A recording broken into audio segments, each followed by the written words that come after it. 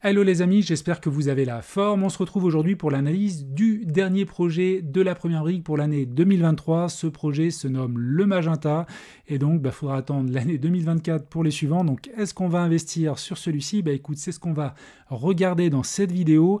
Alors l'ouverture de la collecte, ça sera vendredi 15 décembre à 10 h, 674 000 € de collecte.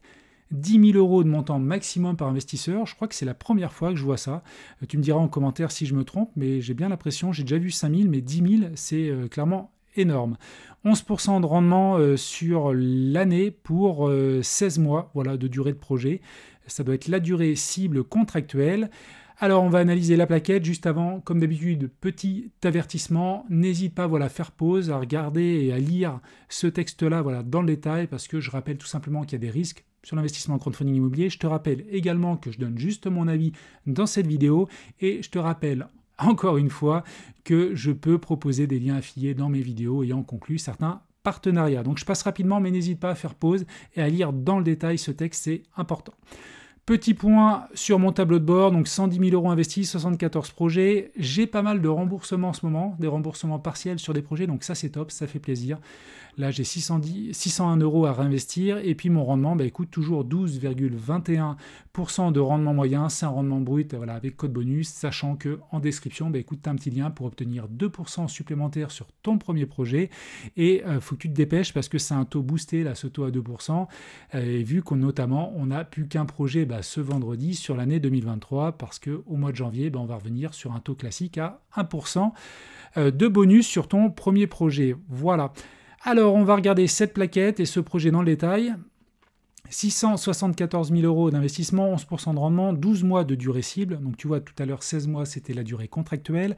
Donc, l'opération Le Magenta consiste à refinancer 4 actifs situés dans 4 villes, dont Paris et Nice. Donc déjà, on a 2 belles localisations, là, Paris et Nice. C'est bien détenu par une foncière cotée spécialisée dans le viager, sont tous libres à date et sont actuellement proposés à la commercialisation. Donc tout ce qui est notion de viager, moi, je n'ai pas obligatoirement de compétences particulières là-dessus, donc on va analyser ça humblement, tranquillement, et puis écoute, si j'ai des questions, je les poserai, si j'ai des doutes, et puis n'hésite pas à y répondre en commentaire. C'est le but de cette vidéo, de partager nos connaissances et d'analyser au mieux les projets. Donc les lots se composent d'un studio de 24 mètres carrés au sein du 18e arrondissement de Paris, d'un appartement type T5 de 75 mètres carrés à Nice, et d'une maison d'habitation de 138 mètres carrés à Mussidan, et d'un appartement type T3 de 66 mètres carrés à Fréjus. Donc là aussi, la localisation est pas mal. Alors, ces différents lots seront revendus en l'état, sans travaux et sans modification de l'aspect extérieur. Ça veut dire probablement qu'il n'y aura pas d'urbanisme derrière. Et on a une marge de 49% du chiffre d'affaires après financement. Donc ça, c'est énorme. Ça se présente bien. Donc le porteur de projet âgé de 59 ans, Michael, est un professionnel aguerri de l'industrie viagère ayant créé sa société en 2020, capitalisant sur une expérience de plus de 20 ans dans l'immobilier. Alors l'investissement est garanti par une hypothèque de premier rang prise sur les différents biens refinancés, une caution personnelle de notre porteur de projet et une GAPD. Donc là c'est ceinture et bretelles, on va avoir 3 garanties sur le projet, donc tout ça, ça va être pris. Donc on va regarder ça dans le détail.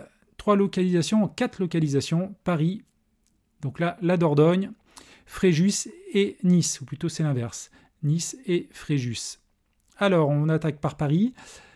On se situe où? Dans le 18e arrondissement, 13-19 rue de la Fontaine du But. Alors, on va aller sur Google Maps. Toc, le 18e, un petit peu au nord, excentré de Paris. Alors, on va aller dans la rue. Tu vois le coin. Donc ça m'a l'air pas mal. Alors le 13, il est là. Alors j'ai pas bien compris parce que l'adresse est 13-19 rue de la Fontaine du But. Alors est-ce que c'est le bâtiment qui se prolonge un petit peu plus loin? Je ne sais pas.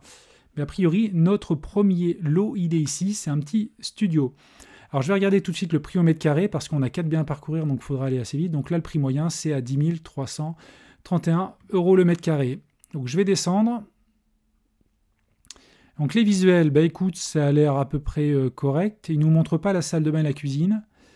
Enfin, surtout la salle de bain pour savoir si ça rafraîchir. Bon, écoute, la cuisine, c'est une petite kitchenette. Il n'y a pas grand-chose a priori comme travaux à faire dans ce studio. Peut-être le sol. Quoique le carrelage n'est pas non plus totalement à changer. a priori. Alors, à Nice, 54 avenue du Ré. On va regarder cette localisation. Donc là, tu vois, hop, on est vraiment au nord de Nice, donc c'est pas un emplacement premium. Alors bien sûr, on n'est pas loin de la mer, on doit être comme à 4-5 km, mais on est excentré. Évidemment, le prix au mètre carré va sûrement être plus important, voilà, dans le centre. On va regarder la localisation. Et donc tu vois ici, le bien, j'ai dit, hop, sauf erreur de ma part, c'est le 54. Et donc c'est ici le 54. Donc ça doit être dans les barres d'immeubles ici. Donc là, c'est un petit peu moins qualitatif. Donc on va regarder tout à l'heure, hein, le prix au mètre carré. On va le faire à la fin avec le bilan financier. On va continuer. Alors, est-ce qu'il y a des visuels? Oui, il y en a. Bon, là, ça a l'air un petit peu de tapisserie au mur. Qu'est-ce qu'il y aurait à revoir? Bon, la salle de bain, c'est un peu kitsch, là. Là, effectivement, le carrelage, ça date des années 80, ce truc-là. Donc ça, c'est probablement à revoir. La cuisine, je ne sais pas. C'est difficile, les visuels sont petits. Voilà, sûrement un petit peu à rafraîchir. Là, on voit qu'il y a des tapisseries dans la cuisine. C'est, à mon avis, à revoir. Alors, le troisième, Mussidan, Dordogne, 15 rue Beaupuy. Toc. Alors, c'est quoi la grosse file la plus proche? On se balade dans ces vidéos, ça c'est sympa. Donc là, il y a Libourne. Moi, j'habite Bordeaux. Hein. Et donc, il y a Périgueux ici. Je cherchais Sarlat. Je ne trouve pas Sarlat. Il y a Bergerac au sud. Bon. Alors, donc c'est ce bien-là. Le 15. Petite façade sûrement un petit peu à rafraîchir. Je regarde l'environnement. Bon, ça a l'air d'être une toute petite commune. Alors, est-ce qu'on a des visuels de l'intérieur? Donc là, on a le visuel de l'extérieur, c'est ce que je t'ai montré. L'intérieur, un beau petit parquet. Alors là, par contre, cuisine à revoir totalement. Salle de bain aussi, il y a encore un bidet. Ça se fait plus trop, je crois, en 2023. Alors, on va continuer.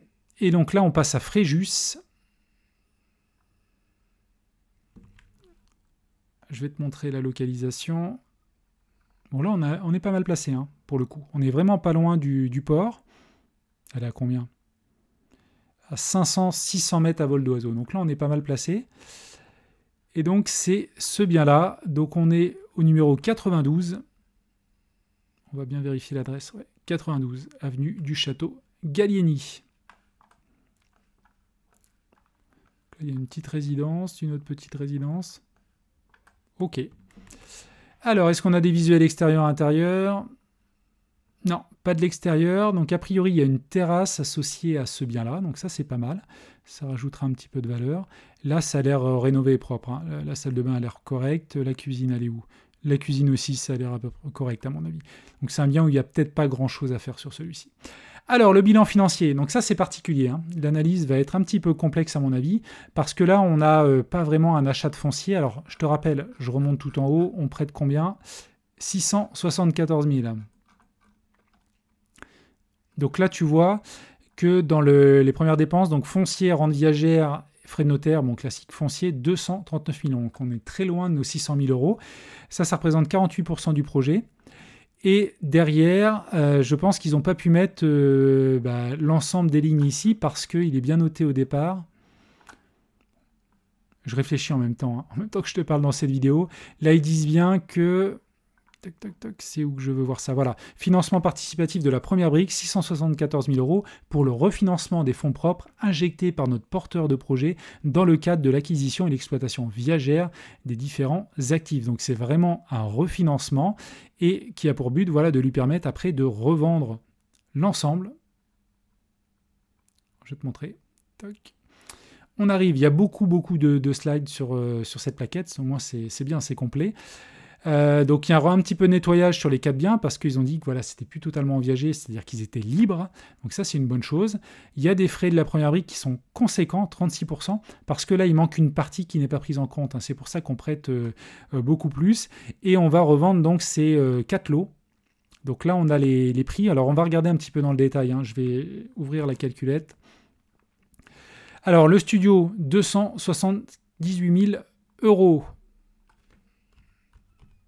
Divisé par 24, Donc on serait sur Paris à 11 583 du mètre carré. Donc on va regarder ça. 11 583. Alors tout à l'heure, je t'ai dit qu'on était à 10 331. Fourchette haute, 12 430.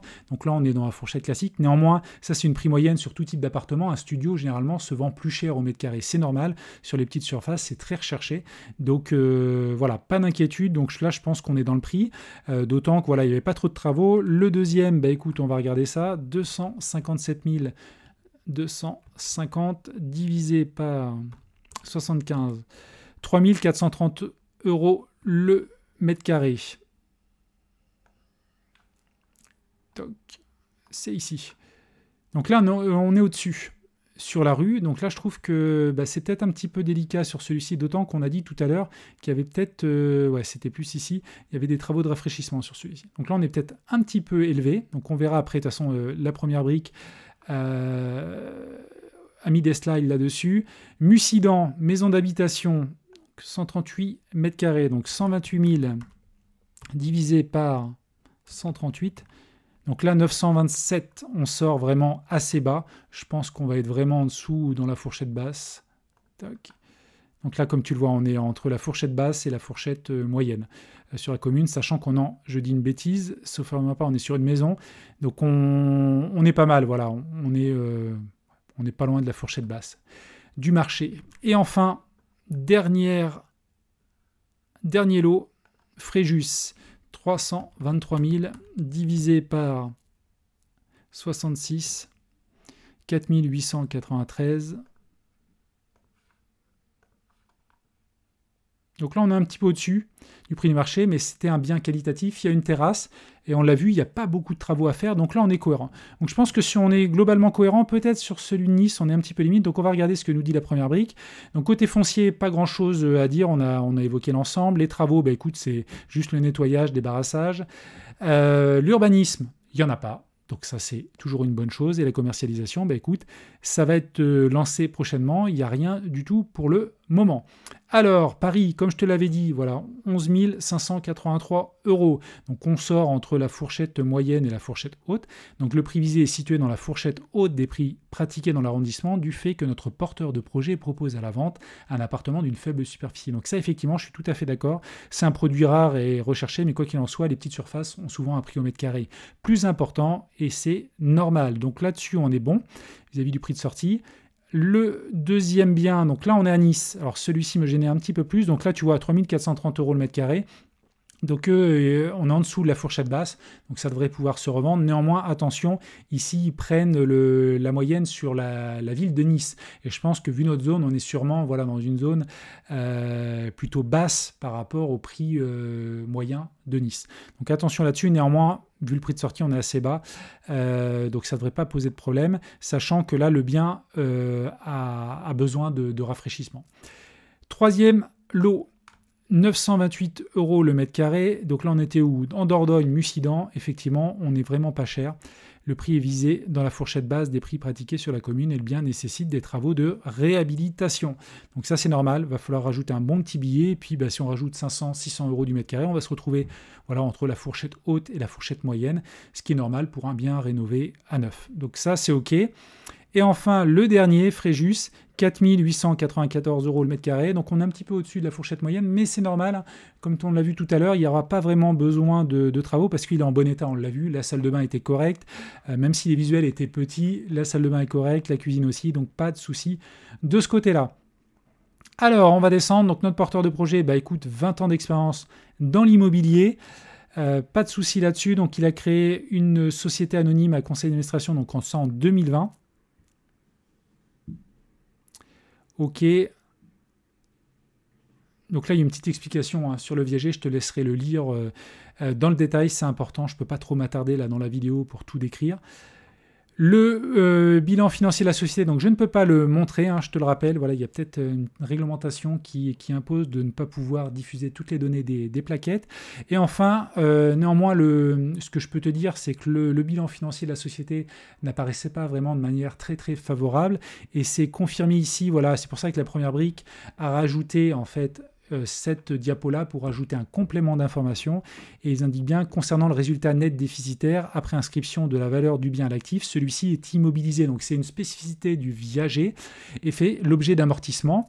Ainsi, sur chacune des acquisitions réalisées au titre de viager, un amortissement vient chaque année impacter à la baisse le résultat d'exploitation et dans ces dernières années, une foncière telle qu'Integritas Viager dégagera donc nécessairement des pertes comptables ne reflétant pas la création de valeur de l'entreprise. Donc ça, c'est important. Et je fais un petit peu le parallèle avec la location meublée non professionnelle que moi j'exerce pour mon studio à côté de chez moi. C'est important de voir cela parce qu'effectivement, via la mécanique des amortissements, en fait, on arrive en fait à réduire l'imposition sur les premières années parce qu'on a un résultat un petit peu déficitaire, si tu vas par là. Donc c'est vrai que le bilan est un petit peu particulier et ça doit être un petit peu similaire pour le viager. Donc voilà ce que je pouvais te dire. On va descendre. Alors les garanties, très important, comme toujours. Caution personnelle, l'hypothèque de premier rang. Ben écoute, elle est à 118% par rapport au prix des biens de base. Alors on ne le voit pas réellement. Hein. Je trouve que ça manque de clarté un petit peu dans le projet parce que quand on regarde... Alors on prête 675 000 euros, je ne sais plus exactement précisément, mais un peu plus de 600 000 euros. Là, tu vois, dans le calcul, on a du mal à le faire, le calcul. Ici, il manque des éléments, ou alors je ne les ai pas vus, donc n'hésite pas à me reprendre si c'est le cas. Tu as... Hop.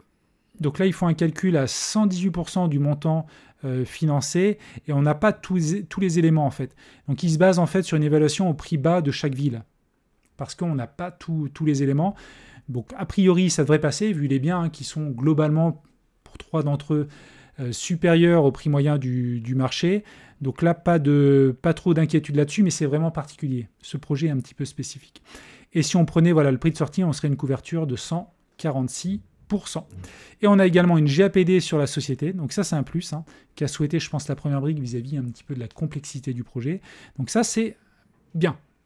Alors, le financement, écoute, le porteur de projet se mouille quand même un petit peu, 143 000 euros, je ne sais pas combien ça fait en pourcentage, sûrement, voilà, vu le nez, aux alentours des 20%. Et puis, écoute, voilà, ça me paraît être un projet intéressant, qui amène quand même des choses différentes par rapport à ce qu'on a l'habitude de voir, un projet de marchand de biens classique avec rénovation ou non. C'est un petit peu différent, néanmoins il y a quand même des points qui me semblent intéressants, vu la couverture hypothécaire par rapport au... Je vais remonter à la diapo, voilà. On a une couverture hypothécaire, donc la première brique a pris le prix plancher du marché de chaque ville, donc on a plus de 100%, donc ça c'est un point important. On aurait une marge sur chiffre d'affaires de 49%, donc ça permettrait aussi de revoir à la baisse écoute, le prix de vente, hein, parce que le prix de vente il est évalué à 986 000 euros, nous on prête 675 000 euros, donc même si on baissait de 100 000 euros voilà, les prix de vente, donc en baissant peut-être... voilà, pour faire de manière globale 25 000 euros par lot, écoute, je pense que ça impacterait un petit peu la marge, mais on s'en sortira, on récupérait nos billes et également les intérêts. Donc je ne suis pas très inquiet sur ce projet-là, moi ça me paraît vraiment pas mal. Ça devrait se commercialiser sans trop de difficultés, parce qu'on est dans les prix du marché, globalement vis-à-vis du prix de sortie. Donc ça c'est bien, on a une bonne garantie, le porteur de projet semble avoir également de l'expérience, et puis écoute, voilà, je ne pense pas avoir oublié trop d'éléments. N'hésite pas à me dire ce que tu en penses de ce projet-là, qui est un petit peu particulier autour des viagers. Et puis voilà, moi je te dis donc à la prochaine pour une nouvelle vidéo. Sûrement pour la première brique, ça sera une vidéo en 2024. Néanmoins, il y a sûrement d'autres projets que je vais analyser prochainement. Et de toutes les manières, je vais sortir des vidéos un petit peu plus spécifiques, théoriques, comme je le fais régulièrement sur le crowdfunding immobilier et sur pas mal d'autres choses. Donc n'hésite pas à me suivre sur cette chaîne, à t'abonner si ce n'est pas le cas, à liker cette vidéo si tu l'as aimé, et puis éventuellement aussi à me rejoindre sur mon groupe Telegram ou mon groupe Facebook, parce qu'on est pas mal à discuter, plusieurs dizaines, voire même plusieurs centaines maintenant, et donc c'est comme ça qu'on avance en partageant nos expériences. Allez, je te dis à la prochaine. Ciao!